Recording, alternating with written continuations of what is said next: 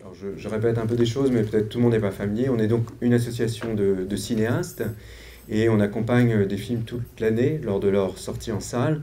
Et puis, comme l'a dit Fabienne, on a aussi une sélection de 9 films, dont 6 films français à Cannes chaque année, étant effectivement la troisième section parallèle du festival.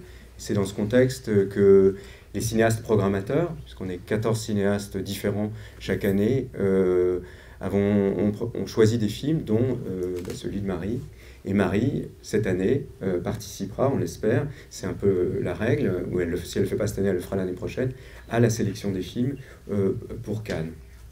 On a voulu initier cette Acid Pop parce que ce qui nous réunit, ces cinéastes membres de l'Acid, c'est pas tellement une ligne éditoriale sur les films qu'on fait ou la manière dont on est produit ou quelconque autre ligne directrice, autre que le fait que notre fabrication est assez artisanale, que très souvent on s'est inventé comme cinéaste de manière un peu autodidacte, pas tous, mais un grand nombre d'entre nous, et que on a pensé que plutôt que de faire uniquement, même si on le fait aussi, des séances de projection des films suivies de questions-réponses avec les salles, il y avait peut-être quelque chose qu'on pouvait partager, transmettre, singulièrement vers les plus jeunes et ceux qui voudraient peut-être faire du cinéma, mais pas que, cette manière dont on est arrivé au cinéma et comment on travaille au quotidien en partant de l'exemple d'un film qu'on va projeter, mais en parlant de ce qu'on a fait avant, d'autres films, et puis ce qui nous a nourris, et initier comme ça un dialogue un peu différencié sur le film que vous allez voir, qui aura forcément du coup un éclairage un petit peu différent en fonction de la discussion qu'on aura eue avant, et peut-être vous incitera à le regarder d'une autre manière.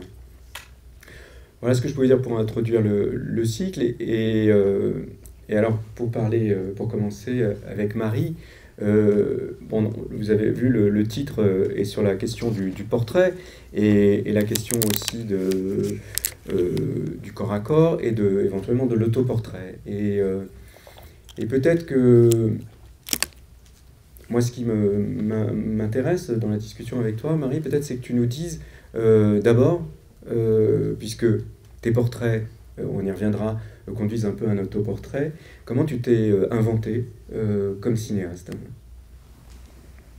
Oh là là, c'est un long parcours en tout cas parce que j'ai toujours tellement aimé le cinéma depuis toute petite sans savoir que j'allais faire des films. Je n'ai pas du tout été en école de cinéma, j'ai pas du tout eu ce parcours-là en tout cas, et ça a été la vie qui m'a amené à ça, mais un long parcours qui m'a fait quitter la France à 18 ans pour aller à New York euh, avec une bourse littéraire. J'avais jamais touché, jamais fait de dessin, jamais été amenée en tout cas à être au sein d'un espace où je pensais que je pourrais faire des films. Je pensais que c'était vraiment pas pour moi parce que j'aimais tellement ça en fait que ça me bloquait. Et puis petit à petit, en atterrissant à New York avec cette bourse, j'ai jamais fait cette thèse littéraire. J'ai utilisé l'argent pour rentrer aux Beaux-Arts. Et des Beaux-Arts, j'ai séché les cours des Beaux-Arts pour aller au théâtre. Et du théâtre, j'ai rencontré un milieu de cinéma qui a été le mien en tout cas, et qui le reste dans tout mon cœur, qui a été ce milieu plus expérimental du cinéma new-yorkais, qui se trouve dans beaucoup de pays, bien sûr, avec d'autres façons, d'autres langages, d'autres personnages, mais qui est un cinéma où beaucoup des artistes qui font ces films viennent de milieux autant de la peinture que de la poésie, que de la musique, et qui sont souvent autodidactes et qui aussi pratiquent une forme de cinéma, un langage qui est proche de l'artisanat. Où, pour moi, en tout cas, je me suis jamais posé de questions par rapport à la fabrique ou adhérer à quelque chose. C'était faire des films, le besoin de faire, le besoin du jour où on m'a donné une Bolex, une caméra 16 mm comme cadeau, ça a été le déclenchement total de faire tout toute seule, c'est-à-dire filmer, faire les costumes, les décors, amener mes copains dans les films, faire le montage, penser au son et faire des films en gros, tout simplement. Alors, quand on a parlé avec toi, on a préparé cette acid pop avec une autre cinéaste, Hélène Milano, qui est dans la salle et que je remercie beaucoup d'avoir travaillé avec nous. Tu nous as parlé aussi de la question de l'autorisation, en fait, puisque, comme tu viens de nous dire, rien ne t'avait préparé à être cinéaste, sauf que tu regardais, tu nous avais dit, tu regardais en cachette des films quand tu étais petite à la maison, et que ça n'a pas été si évident. Alors aujourd'hui, après un parcours d'une vingtaine d'années dans le cinéma... Ça n'est toujours pas. Voilà, peut-être ça serait bien que tu me disiez comment cette autorisation, cette auto-autorisation, comment tu t'y es confronté et comment tu as résolu cette question. C'est toujours être l'autorisation de faire. Enfin, je sais que c'est toujours difficile à dépasser en fait, parce que bien sûr j'ai beaucoup grandi avec un cinéma. Mon amour pour le cinéma est passé d'abord par le cinéma muet et le cinéma américain, par les westerns et les comédies musicales. Et c'était assez classique quand même. Et pour moi, faire des films, c'était complètement impensable. Et pas du tout je pensais que je serais jamais capable ou à la hauteur, ou je n'étais pas légitime en tout cas. Et c'est vrai que d'avoir été plongée dans un milieu où tout le monde faisait ses films sans avoir aucune règle et aucune autorisation et aucune école en gros, inciter juste au plaisir et au désir de faire. Et je pense que l'autorisation, elle est partie vite dès qu'il y a eu le besoin et le désir et le plaisir de trouver cet espace, en tout cas pour créer. Et c'est toujours complexe quand même l'autorisation. Parfois on se la donne, parfois on se la donne pas, et c'est à certains moments, mais je pense que ça parcourt un peu, en tout cas pour moi ça me colle à la peau aussi. Mais je pense que le besoin ou le désir de faire est plus fort que cette autorisation, peu importe les règles ou le résultat aussi. Alors tu disais qu'on t'a offert une Bolex, mais tu l'avais demandé, comment c'est venu? Non, c'est une histoire d'amour. Non. En fait, j'étais en train à New York, j'étais aux Beaux-Arts et on m'avait demandé de faire les décors d'un metteur en scène de théâtre qui s'appelle Richard Foreman, dont j'aime passionnément le travail et qui est toujours en vie. Et qui m'a demandé de faire dès le départ, je n'avais jamais fait de décor, des pénis sur roulettes de 50 mètres de long. Alors c'était que des trucs comme ça. Et Richard Foreman en fait m'a amené, j'ai passé 1 an avec lui tous les jours pour faire les décors. Et il est très très proche de Jonas Mekas, un réalisateur lituanien qui vit aux États-Unis, à New York, qui a créé un cinéma qui s'appelle l'Anthologie Film Archive. Et de tout un milieu d'un cinéma que j'adore, de New York, qui est lié autant à la musique qu'au théâtre, qu'à la performance, et bien sûr au 16 mm beaucoup. Et à partir de là, en fait, j'ai rencontré beaucoup de réalisateurs et d'artistes, et j'ai compris aussi comment ils faisaient des films, dont une personne qui m'a complètement...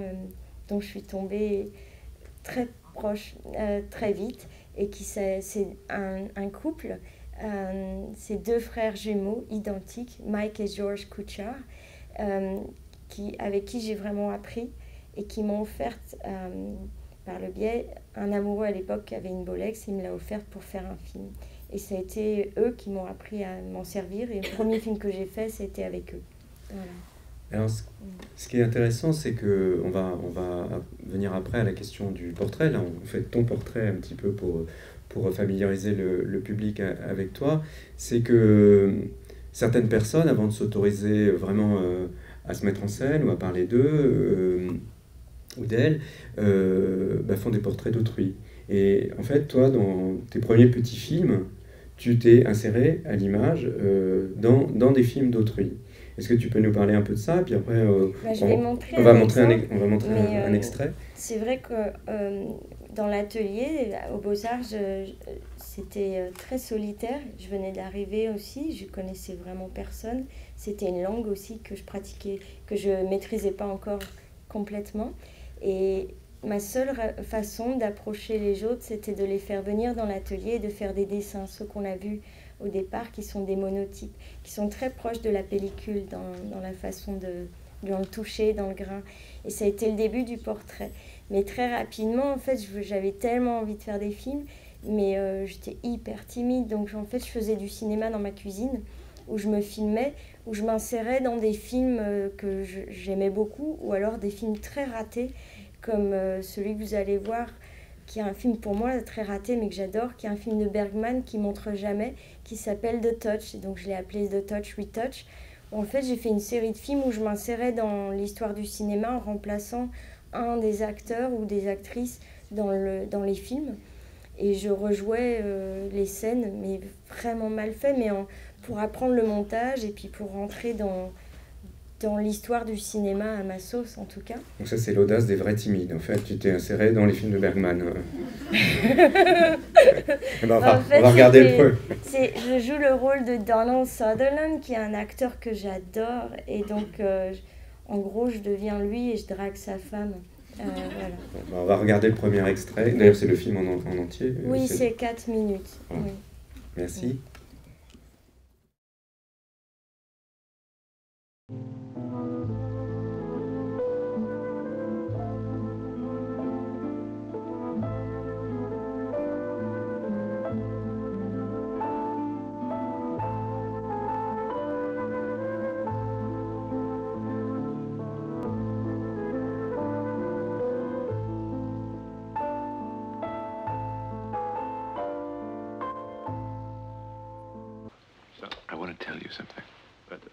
The first time we met, you were sitting in the cloakroom. David, will you please excuse me? It's a consultation. It's somewhat touchy. I'll be with you in a second. Make yourself comfortable. Yes? You were sitting in the cloakroom of the hospital, crying. I suppose it's hardly the thing to tell you, but I fell in love with you. Which wine glasses, Mama? We're going to have white wine. Where are they? Second shelf to the right. Okay.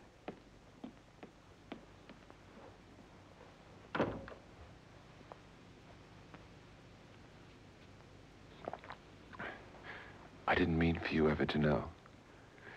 But as chance, or whatever it is, has made us friends, I can't help telling you. I'm in love with you, Karen. I don't want you to worry or to be upset with this confession of mine. But I'm in love with you, and I want you to know it. Please have some more raspberries. No, I couldn't eat anything more. I'm stuffed. It was delicious. I must say, Maria is a fantastic cook. Tell us about the sculpture now, please. Well, they stumbled on her while restoring a church a few miles from here, right near the dig where I'm working. What church is it, actually? The old medieval church of Hammer. Do you know it? Hammer, yes, we do. We know it. At any rate, they were taking a wall down, and about halfway through discovered a cavity in it. So they proceeded very carefully to continue taking the wall down. Shall we have coffee in there?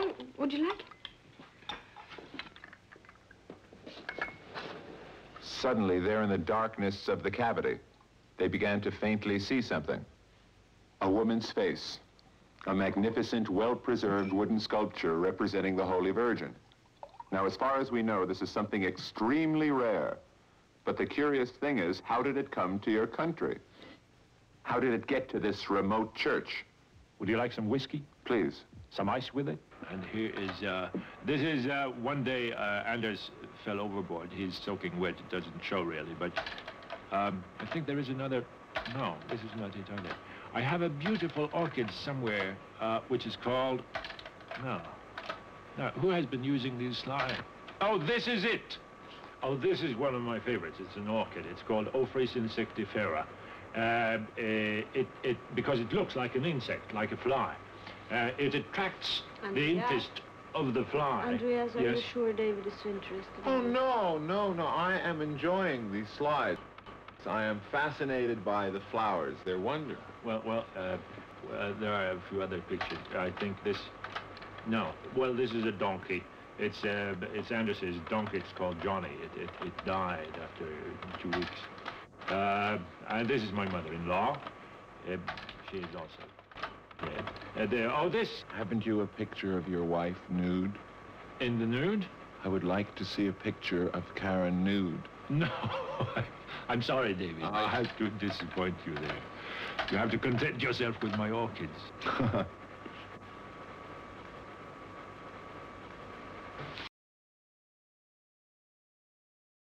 C'est pas Elliot Gould, Donald Sutherland, mais Elliot Gould, un autre acteur que j'adore.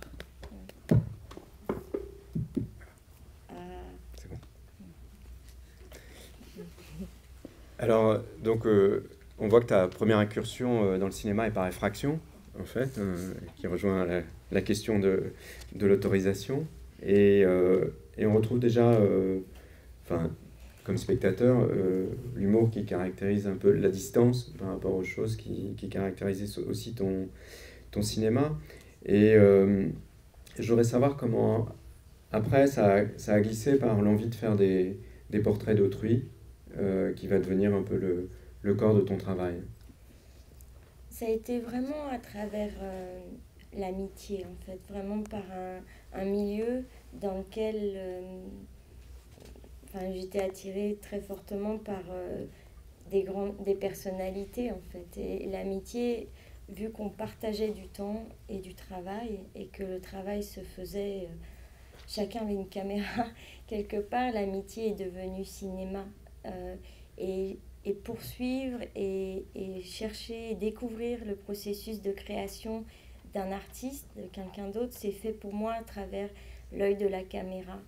Et d'accumuler ou de comprendre et de filmer le quotidien, tout en imaginant aussi, en tout cas pour moi, un univers dans lequel, à travers les histoires que cette personne ou ces personnages, ces amis que je rencontrais, déclenchaient des histoires, et ces histoires de les imaginer en tableau très proches de tableaux de peinture, des tableaux vivants.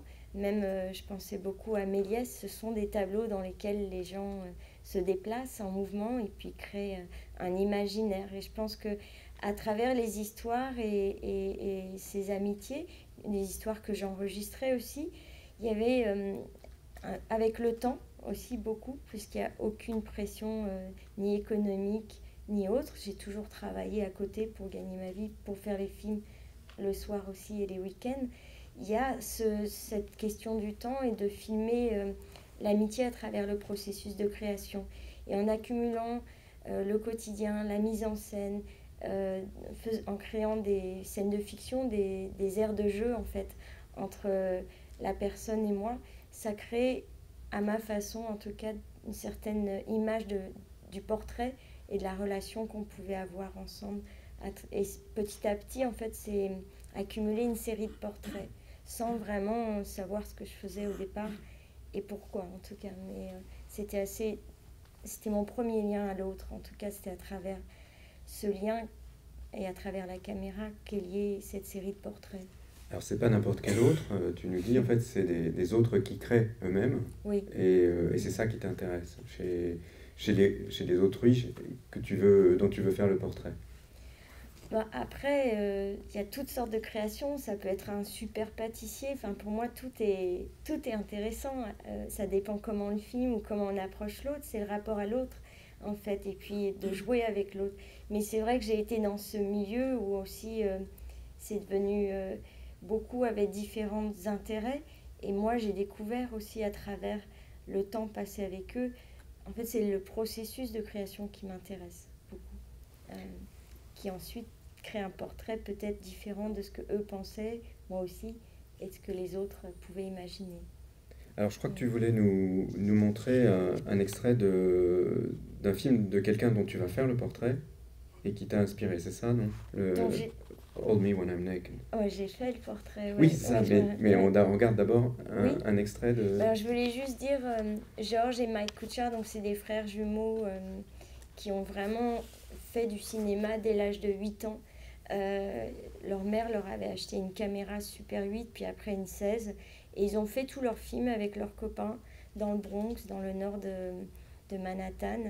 Ils ont tout fait, ils ont mis les parents dedans, les costumes, le montage, la lumière, les dessins. Ils gagnaient leur vie en faisant des séries de dessins porno pour les magazines porno à l'époque, mais des dessins extraordinairement beaux.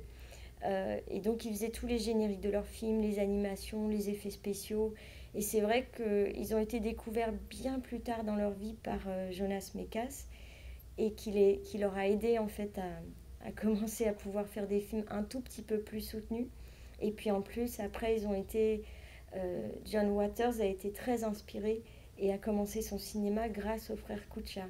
Et ils sont débordants de vie. C'est vraiment les deux personnes qui m'ont fait le plus rire dans ma vie. Et tout est cinéma, c'est-à-dire qu'on ne peut pas parler à George Wemak sans qu'il y ait de toute façon une caméra qui, si je parle, il me filme et puis j'atterris dans un de leurs films de toute façon à un moment. Tout est filmé et tout devient cinéma. Et c'est ça qui m'a complètement bouleversée en les rencontrant. Et ils m'ont vraiment appris à juste faire des films comment la fabrique de leur cinéma m'a beaucoup inspirée. Donc je voulais montrer juste un petit début d'un film merveilleux qui s'appelle Hold Me While I'm Naked. Et voilà, donc on va partager. Donc on regarde le deuxième extrait. Merci.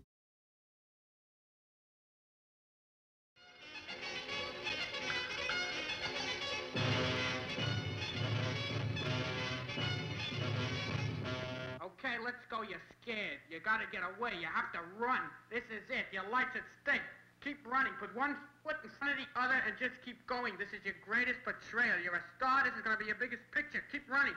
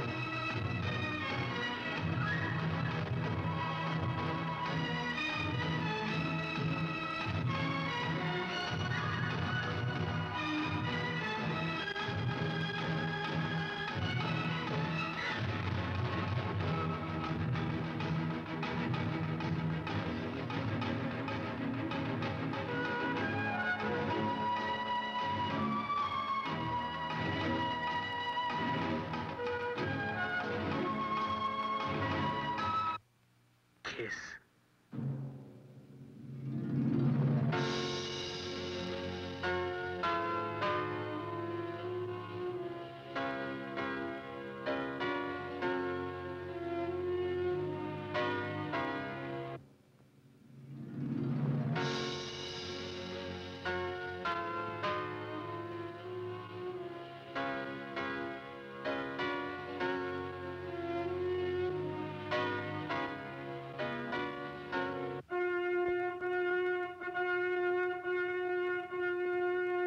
Wonderful, Helen and Renee. That was almost just perfect. But let me just wind up the camera, and I think it would be better if you were, Helen, if you would remove the brassiere and get into place, because the mysticism of the stained glass window and the profanity of that brassiere do not go well together. So maybe we can try that scene again. You just get back into the same place, and then we'll start. Go. Alors peut-être tu peux C'est juste un extrait, mais par exemple même le générique, c'est une feuille de papier avec 2 trous de cigarettes dedans et une lampe électrique et un filtre de couleur. Tout est fait maison et c'est magnifique. Ça ressemble à du vieux Hollywood Camp à leur sauce, mais tout est dessiné, tout est permis aussi dans la répétition des scènes. C'est les rois des sourcils. C'est tout il y a vraiment tout ce que j'aime dedans. Il y a un cadrage qui est incroyable aussi dans l'utilisation de la caméra et des amis dans le film. Et ils se mettent en scène, tout est permis. Pour moi, c'est extrêmement beau. De couleurs aussi, de tactile. Ce sont des tableaux, quoi. Vous entendez bien, Marie? Je ne sais pas si son micro marche. Hein. Et je crois qu'ils n'ont pas été branchés parce qu'ils sont allumés, mais... Désolée, en plus, je parle pas fort. Mais il marche pas. Non, mais comme après. Ah. Quand il marche. Je dois recommencer. C'est un hommage du cinéma muet au cinéma parlant. Voilà. Donc, vous voulez que Marie redise ce qu'elle vient de dire ou vous avez entendu? Vous avez entendu. Merci. Alors, peut-être, ce que tu pourrais nous dire, c'est... donc, tu nous as un peu raconté ton parcours, jusque la rencontre avec les frères Couchard qui t'ont donc donné une caméra.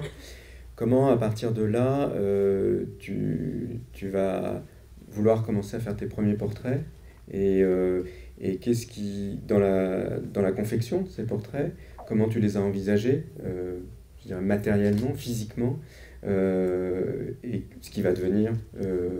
alors, est-ce que tu l'as pensé comme ça, ou est-ce que tu t'en es rendu compte, ça a été intuitif, ce qui va devenir ta marque de fabrique pour les portraits qui vont suivre?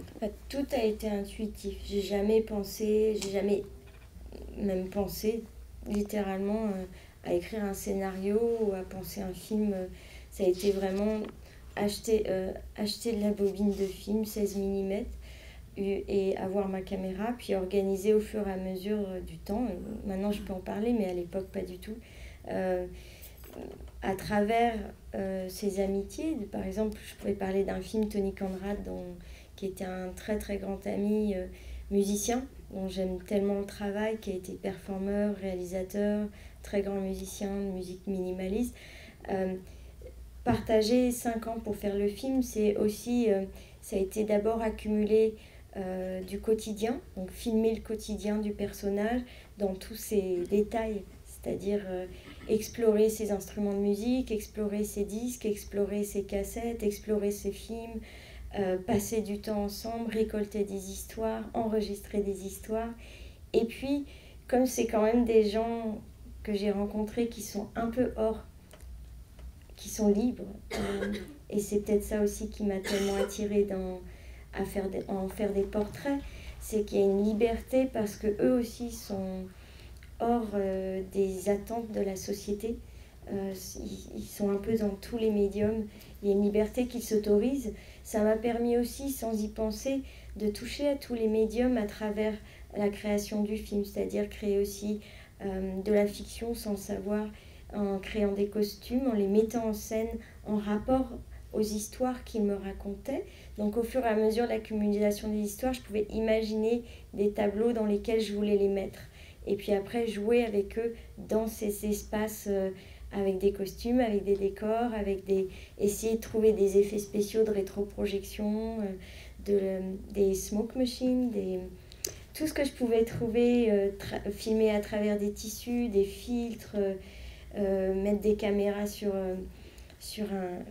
un diable, comment faire des travelling super pour rien, comment utiliser le salon pour en faire un lieu de décor et le transformer, utiliser ce qui était autour de moi pour le confectionner, pour amener au fur et à mesure du temps aussi le film entre un mélange fiction et documentaire, puisque la performance m'intéressait tellement, et ces personnages, ces amis, étaient aussi des grands personnages performatifs, que ce soit dans leur art, mais aussi dans leur vie. Et il n'y a pas de différence pour moi entre les deux. C'est vraiment aussi chercher de l'archive de ce qu'ils ont eux, et comment travailler le montage, parce que quelque part, c'est avec le temps que j'ai accumulé certaines idées du film, ou là où le film va se diriger, puis après c'est avec l'art du montage, qui parfois peut prendre 1 an, 1 an et demi, que le film va devenir aussi cette fluidité, ou ce collage en fait entre le son et l'image, et créer l'histoire.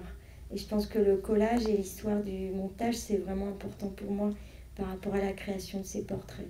Alors, avant d'en arriver au montage, peut-être que ce que tu pourrais nous dire, parce que dans les termes que tu emploies, il y a une contradiction inhérente entre le temps passé, ce que tu viens de dire, et la Bolex.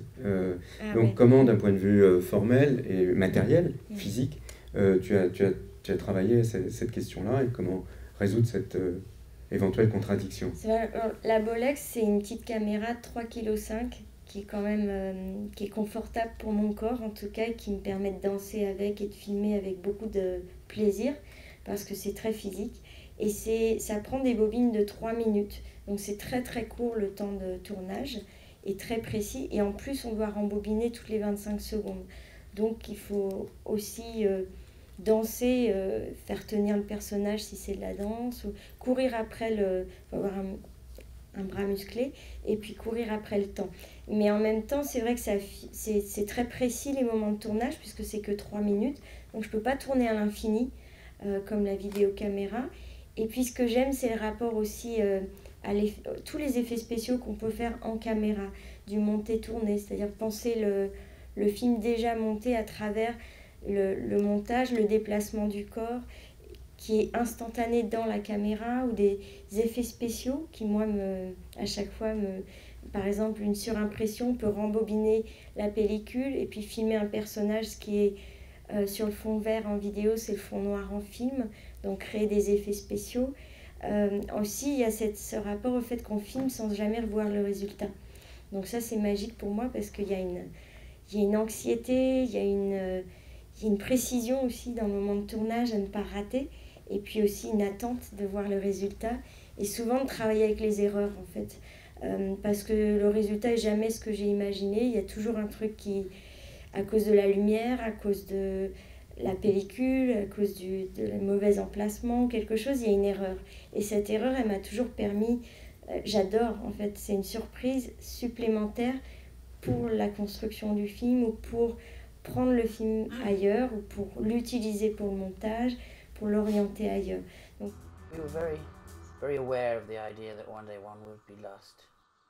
You know how you think, what would people say? What would they say at the funeral? What would they remember us for? And what would they say in the obituaries, you know? Would they still call me the tampon man? Yeah, the most evil man in Britain, sex monster and everything else. And I said, oh God, I don't want to be remembered as the tampon man. So Jay said, well, I don't care about any of that art shit. I just want to be remembered as one of the great love affairs of all time. That's it. It was very weird. About a week before, we had this strange feeling that something was wrong, and we went from the bedroom through the apartment to the bathroom, and Jaya was having a seizure.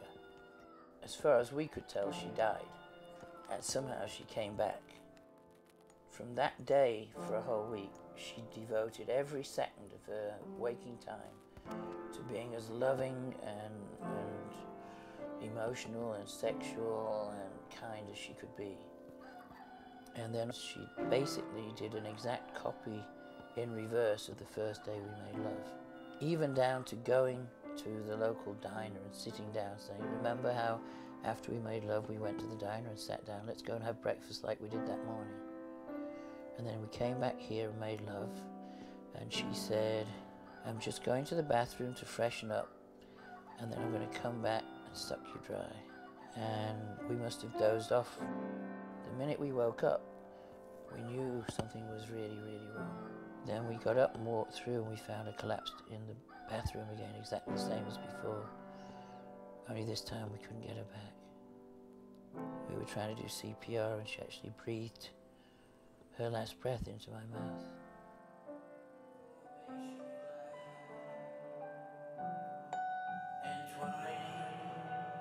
A tree that has no life, has no meaning.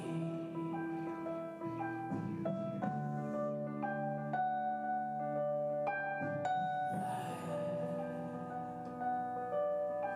is a message.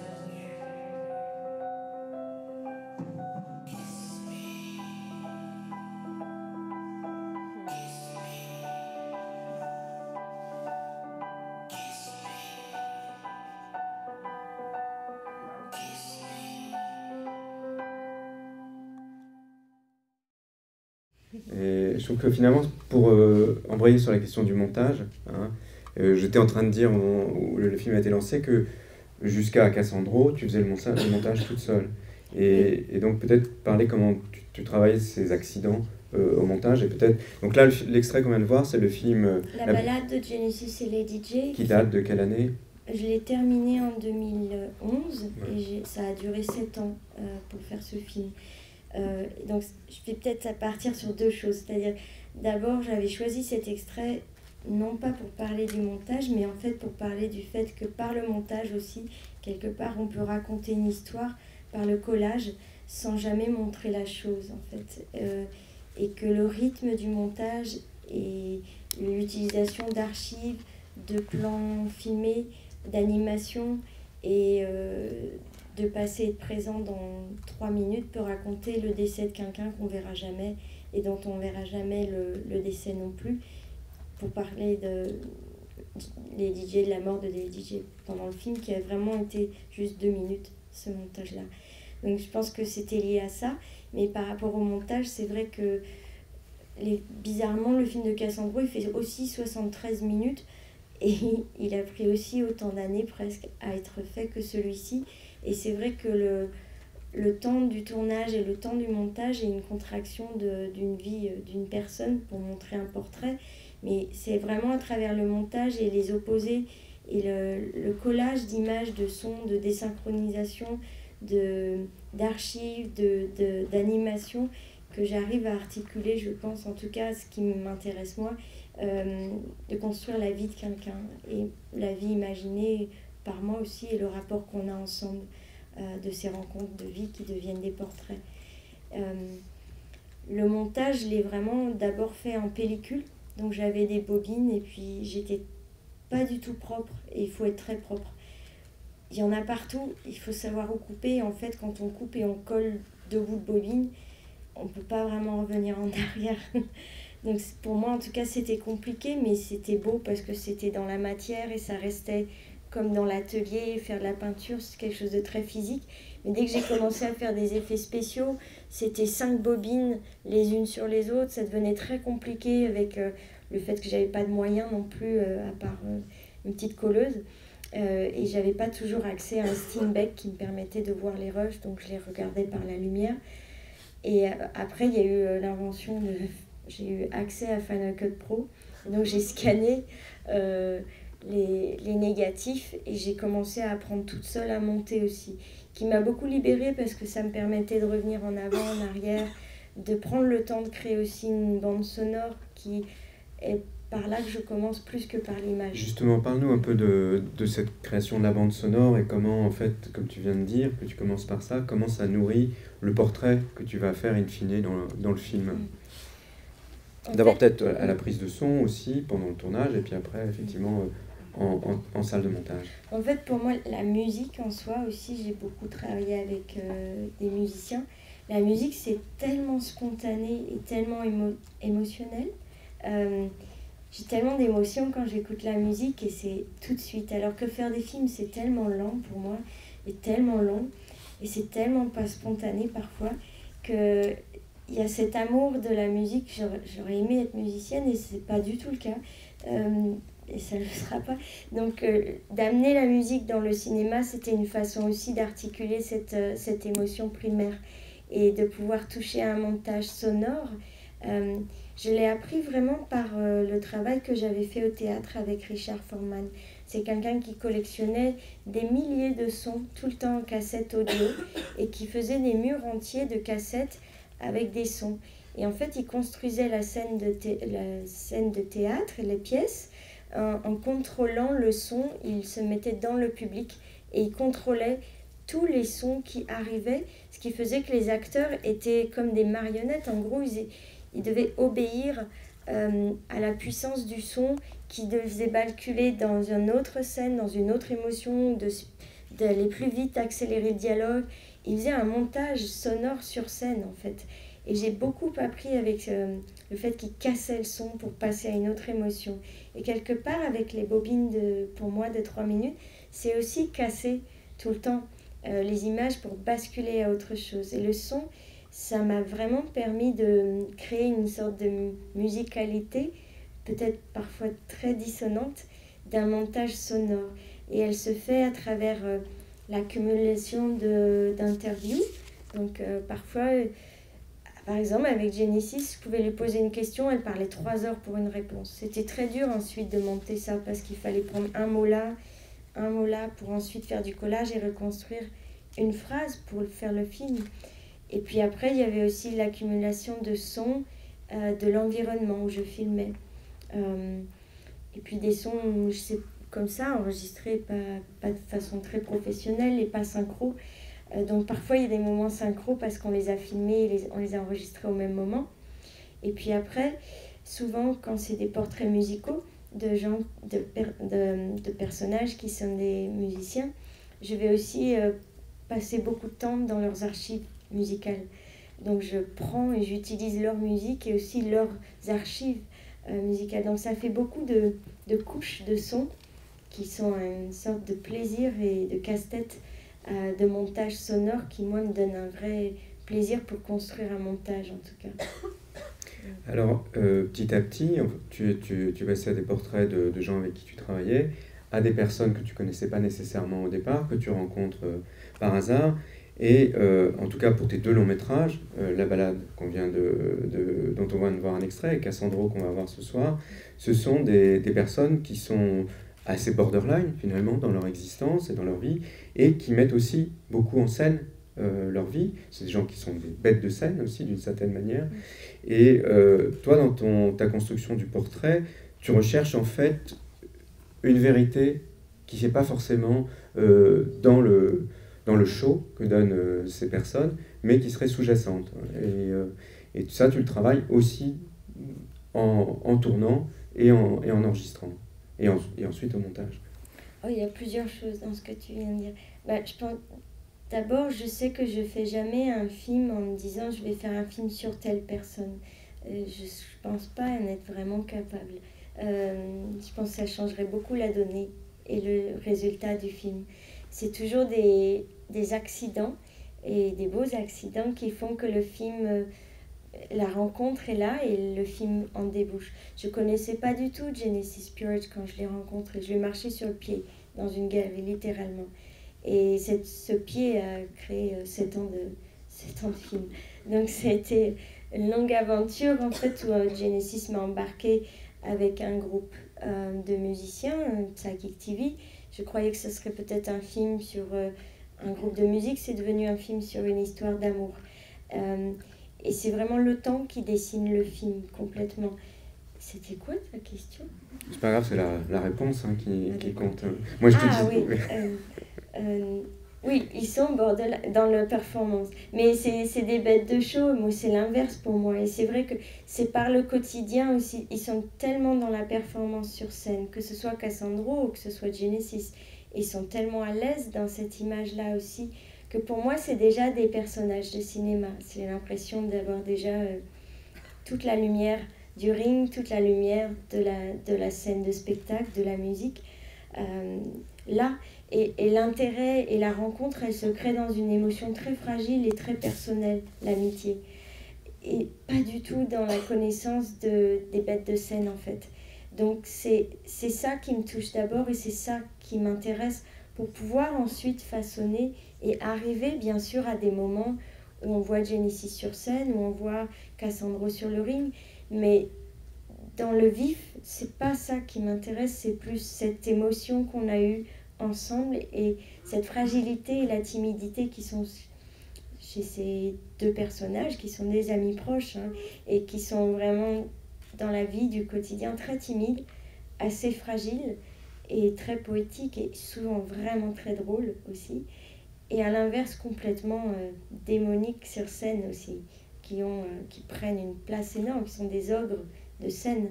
Et ce qui, moi, m'intéresse, c'est la tension entre les deux. Et comment arriver au plus proche de l'intimité pour transmettre ce que moi j'ai ressenti et la beauté dans le quotidien, dans la simplicité de ces gens, de ces personnages qui deviennent personnages en tout cas, quand ils sont dans l'exercice de leur métier, que ce soit la lucha libre ou que ce soit Genesis sur scène, en tant que musicienne ou en tant qu'artiste en tout cas.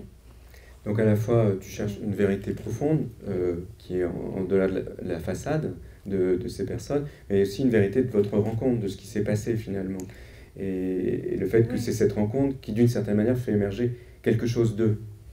Oui, parce que la vérité, c'est peut-être pas la vérité du tout, mais c'est comme la relation est juste, et ce qu'il me raconte, ou ce qui est échangé, ou ce qui est pris par le son, par l'image, par le temps, par l'amitié est juste, je sais que c'est leur vérité. même si c'est pas vrai. Enfin, moi, je m'en fiche, en fait. Mais quand c'est juste, c'est juste. Et c'est ça qui compte, en tout cas, qui permet de créer quelque chose de sincère, en tout cas.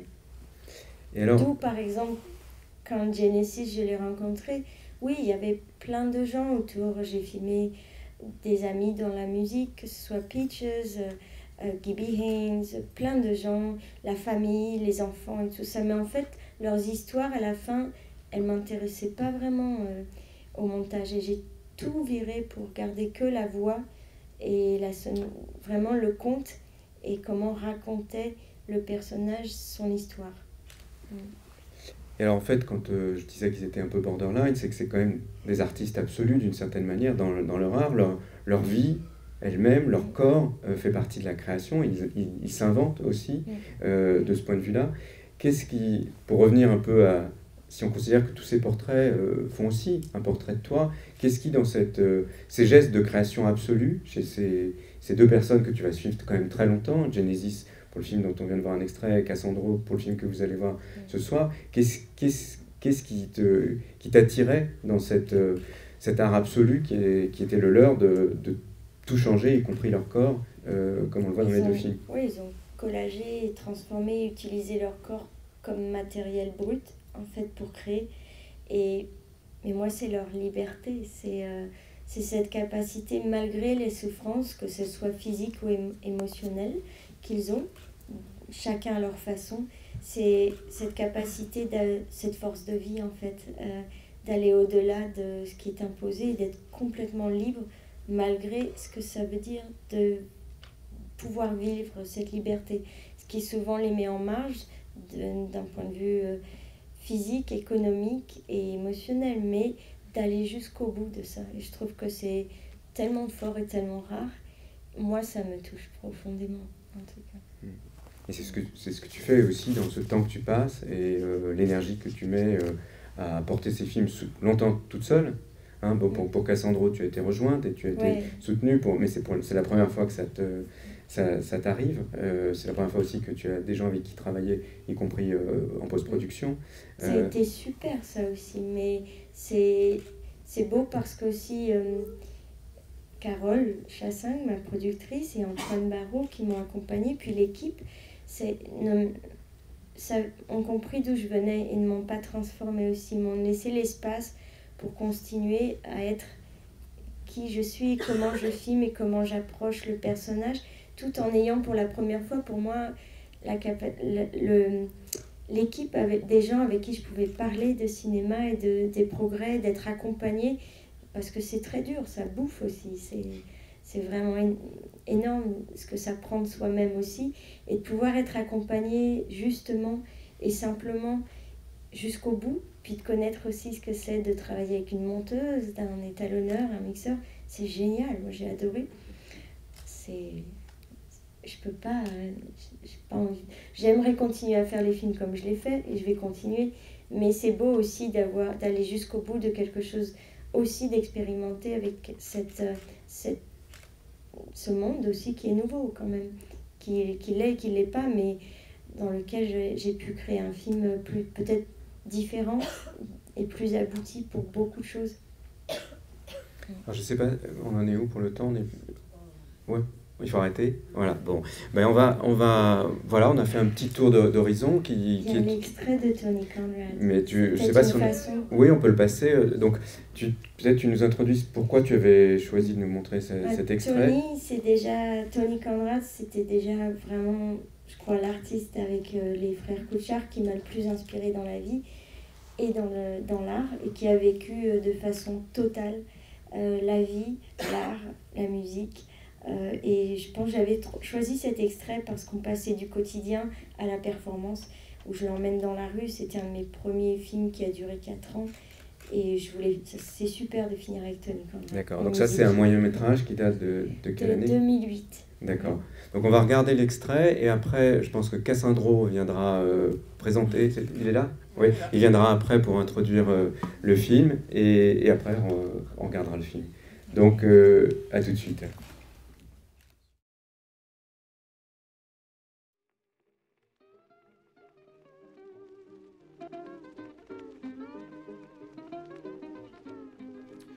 I was pretty shy as a kid.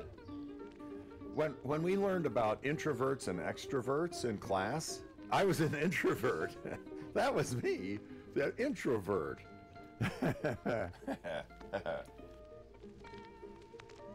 I got hooked into somehow, like by my parents probably, into playing, into taking violin lessons when I was in the 5th grade. At that time, I was a paper boy, and I delivered papers, but I was really bad at collecting the money. So if they ever said, like, I don't have the money right now, then I just fled for the door. Zoom! Oh my God. Listen to me. Okay. Why don't you listen? Why don't you stop?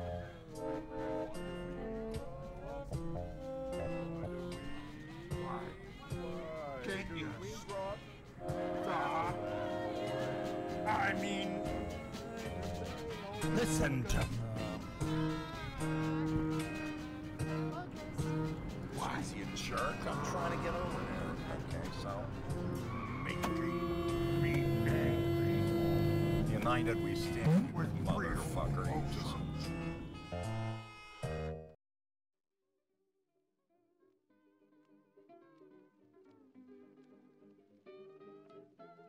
Out of all of my earnings for my paper route, I actually bought a violin. It's not like I enjoyed playing it. It was a nightmare, actually, and because the thing really never sounded anything like interesting or good.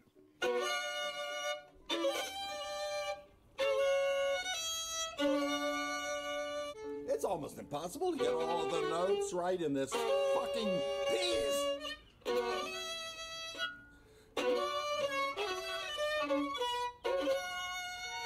I just do the best I can, but oh, it always makes me cry when I make these notes all wrong and I have to go back and try again.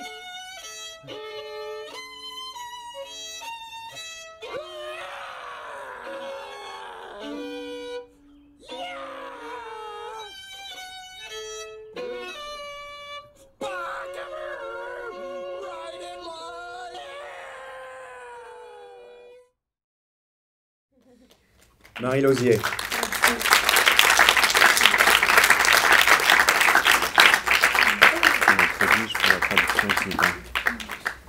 Je voudrais présenter Cassandro qui vient d'arriver, qui est avec nous de SNCF.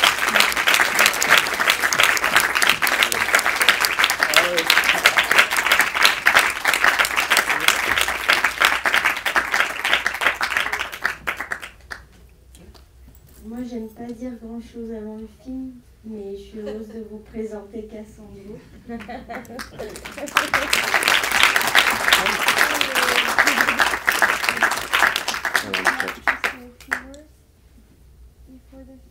You present it. I just talked a lot. English? Spanish? No, francés. Good evening, thank you for being here. Bonsoir, merci d'être là. Class, I was watching you. Yeah? Yeah. Je te regardais. So now it's the presentation of the film. Maintenant, je vais présenter le film. I hope you like the documentary that Marie Lausier did. J'espère que vous aimerez le film que Marie a It's full fait. of drama, Il y a beaucoup beauty, de drame, de beauté, de l'amour, pain, de la peine, tears. des pleurs. There's something you have to relate to it. Quelque chose, il y aura toujours quelque chose qui vous parlera. Is there a Q&A? After, yes. Okay. Then I guess we'll be back for the Q&A. Et je serai de retour pour répondre à vos questions après la projection. Enjoy the documentary. Profitez du film. Merci.